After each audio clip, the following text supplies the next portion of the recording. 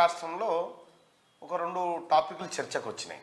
ఒకటి, నిన్న రాష్ట్ర అసెంబ్లీలో కేసీఆర్ చేసిన పెంట, హరీష్ రావు, కేటీ రామారావు తయారు చేసిన అప్పుల కుప్ప ఈ లెక్క బయటికి రాగా, రెండోది ప్రజల మూడ్ను కన్వర్ట్ చేయడానికి కొన్ని ఆయుధాలు వాడుతూనే ఉంటారు సహజంగా. అందులో భాగంగా Pallavi Prashanth arrest. Bigg Boss winner Pallavi ప్రశాంత్ను రాత్రి నిన్న సాయంత్రం పోలీసులు అరెస్ట్ చేశారు. ఆయన పైన వివిధ రకాల శిక్షలు పెట్టిరు.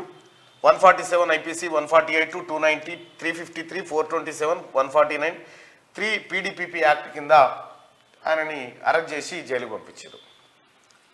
అంటే అసెంబ్లీ లెక్కలు ప్రజలందరికీ తెలవాల్సిన అవసరం ఉండే, కానీ ఈ గ్యాప్లో ఇది ఎంటర్ అయిపోయింది.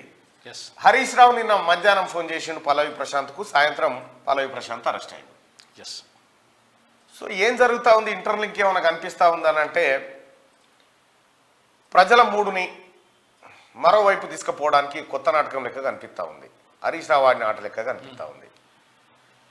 మరి నిజంగా పల్లవి ప్రశాంత్ను అరెస్ట్ చేసిరు ఏం కారణం చేత? ఆయన అరెస్ట్ చేసిన కారణాలు ఏది, మారణాయుధాలతోని ప్రభుత్వ ఆస్తులను ధ్వంసం చేసిరని, అన్లాఫుల్ గ్యాదరింగ్ జరిగిందని, ప్రభుత్వ విధుల్లో ఉన్నటువంటి ఉద్యోగులను అడ్డుకున్నారని, లేకపోతే వాళ్ళ మీద దాడి చేసిరని, ఇట్లా పబ్లిక్ ప్రాపర్టీని డ్యామేజ్ చేసిరని రకరకాల కేసులు పెట్టారు. ఈ పెద్ద సెక్షన్స్ కూడా ఏం కాదు, ఇవి వట్టిగానే పోతాయి, పెద్ద సెక్షన్స్ కూడా కాదు. అయితే అరెస్ట్ అనేది ఒక డ్రామా. నిన్న అన్ని ఛానళ్లలో ఒక కార్యక్రమం జరిగింది. అసెంబ్లీ సమావేశాల నుంచి ప్రజల దృష్టిని కొద్దిగా పక్కకు జరిపించే ప్రయత్నం చేసినప్పటికీ అదంత సక్సెస్ఫుల్ కాలే. హరీష్ రావు గారు ఇచ్చినటువంటి ఎత్తు అంత సక్సెస్ఫుల్గా కాలేదు. మరి తెలంగాణ ప్రజలారా, సరే పల్లవి ప్రశాంత్ పక్కకు పెట్టేస్తే ఇవాళ కాకపోతే రేపు వస్తాడు, మళ్ళా చెంచల్ కూడా జైలు నుంచి మళ్ళీ ఊరేగింపులు, మళ్ళీ కార్యక్రమాలు ఇవన్నీ ఉంటాయి సహజంగానే.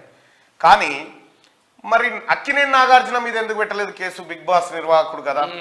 అసలు అక్కడ బిగ్ బాస్ నిర్వహణ జరగకపోతే పబ్లిక్ ప్రాపర్టీ డ్యామేజ్ కాకపోతా ఉండే, ఎవరిని విధుల్లో ఉన్న వాళ్ళని ఎవరిని అడ్డుకోకపోతా ఉండే, అన్లాఫుల్ గ్యాదరింగ్ జరగకపోతా ఉండే, అక్కినేని నాగార్జున పైన బిగ్ బాస్ నిర్వాహకుల పైన ఎందుకు కేసు పెట్టలేదు అనే ప్రశ్న తలెత్తుతా ఉంది.